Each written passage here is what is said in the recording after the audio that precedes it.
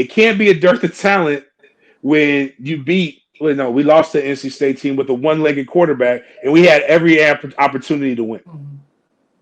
Louisville took them to the finish. It's only one game we truly got our asses whooped, and that was Louisville. I mean, and that was Wake Forest, Right. and that's the best Wake Forest team they've had probably in forever.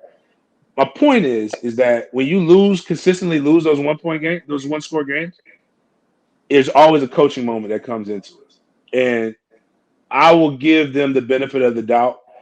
And this is why I call him White Mike. This is why I call him Dilly. This is why I call it's not a Don't hold disrespectful on, thing. What James. it Don't is James. Don't say White Mike. You might get Twitter. You might get Twitter beef. You might get my Twitter bad. beef. Cancel me. I'll just go on my Discord. I really There you don't go. care. There you go. Like you can't cancel somebody that's There you good. go.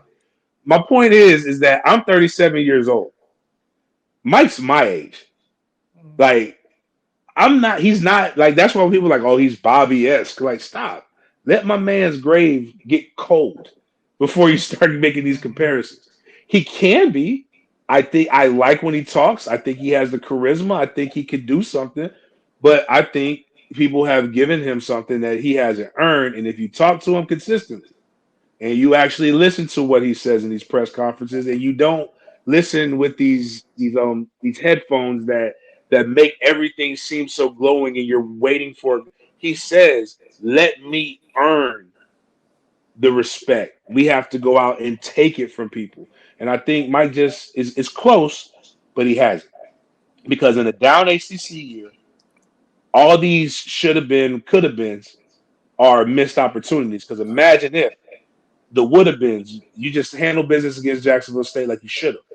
You beat Clemson, which you should have. You do these things you should have done. Imagine what recruiting is. Imagine the momentum we have, and you be. And my bad, going back to Florida, right?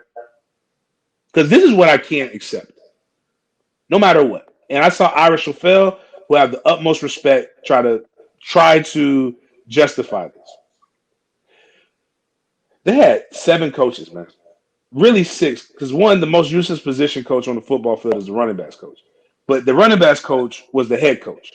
So you really had 2 offensive assistants that were able to manage the game. And that's Billy Gonzalez, who has 30 years of coaching experience that nobody has asked to coach. Like nobody has asked Billy Gonzalez to become an offensive coordinator. So that means he offers you absolutely nothing. Garrett McGee, who does have head coaching experience and offensive coordinator experience, was a defensive analyst at the University of Florida last year. There's not a Florida fan alive that said, "Oh my God, we're going to be okay because Garrett McGee is going to call plays." The only reason Dan Mullen had a job this long was because he was the only person who was him and Hevesy were the only people involved in the day-to-day operations of the offensive game plan. You got Christian Robinson, who has never called a defense until they fired Grantham. So you got all this inexperience with all this wealth of knowledge that we have at Florida State, or that's been written about, and we could not capitalize on it. That's just not a good look, and it's a little scary when you got guys like who I don't necessarily like Billy Napier as a head coach per se. He doesn't scare me. The staff that he's trying to accumulate Mm. of people who are actually competent, that people actually respect their opinions on things, is what scares me because we couldn't beat an incompetent coaching staff that has never been involved in the day-to-day game planning. And that's the part that worries me a little bit. But then again, you get you hit in the transfer portal again and you do some, who knows what happens.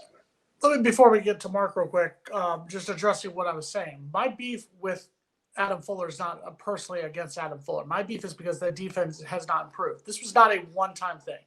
That what happened in the third quarter and the start of the fourth quarter, this was not just all of a sudden the defensive collapse. This is something we've seen under Adam Fuller for the last 2 seasons. I was saying, hey, last season sucked. We'd heard all the, we know what last season was. Let's give it a chance.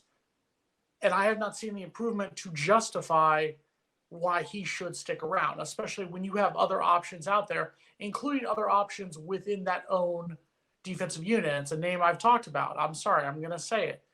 Randy Shannon is someone who should be considered He was a great defensive coordinator down here in Miami. I'm not saying we have anywhere near that level of talent right now at this point, but he is a great assistant coach. I think he would be somebody who we should definitely be considered as a possible person to be the defensive coordinator. Now, going along what James said there, real quick. Yes, when you're 0-4 to start off the season, you're not going to think you're going to get to the point where you're 5-6 and within a score of getting to a possible bowl game. Florida State should be happy with the way the last 2 months played out.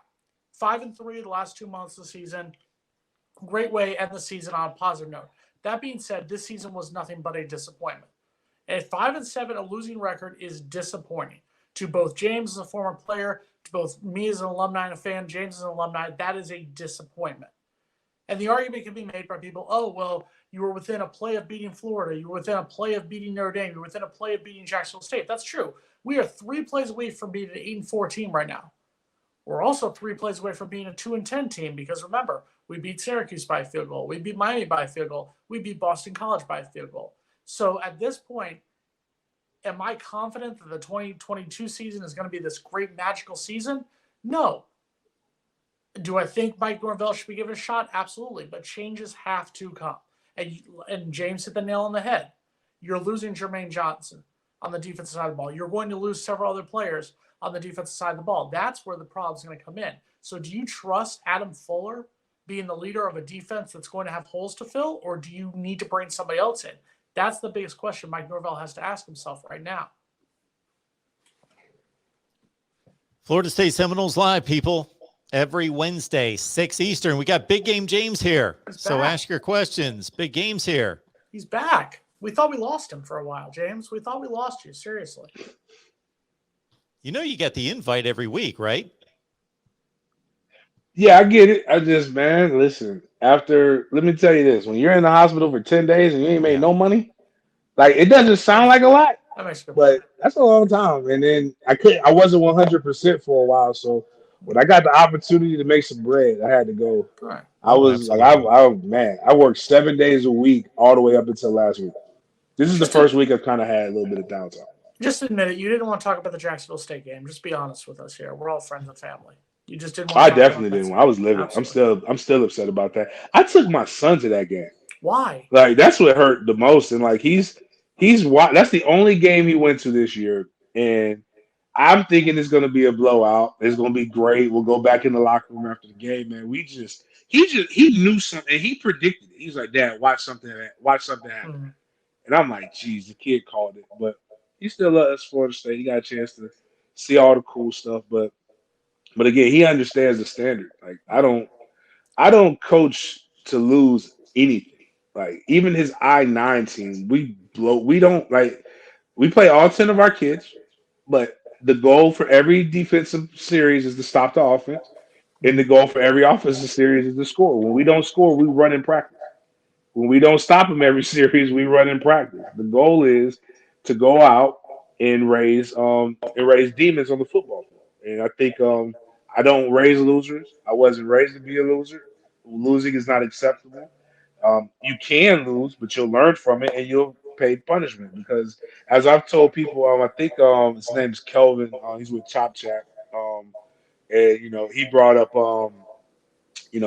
I was saying this. I got this from Mike Norvell, but the standard is the standard. And he again talked about the dirt to talent, and I said, I tell people the real world doesn't give a damn about that. My mortgage is due on the thing. I'm supposed to be doing it first, but I think I have till like the 10th or something to pay it. If I don't pay my mortgage, whether I have again my 10 days out, Dave was like, "Great, sorry to hear you got COVID." Our mortgage is due. Like, I didn't have the talents to pay that. But I was still held to that standard. And as I tell people, nobody cares. It's wins and losses. I believe, even though Coburn is leaving, I believe Coburn made a very pointed and a very direct and a very important statement in the landscape of what college football is. He was asked by the media if Taggart would have stayed and he went 6-6, would that have been good enough? And he says 6-6 is not the standard, it's not good enough. And I 100% agree with him.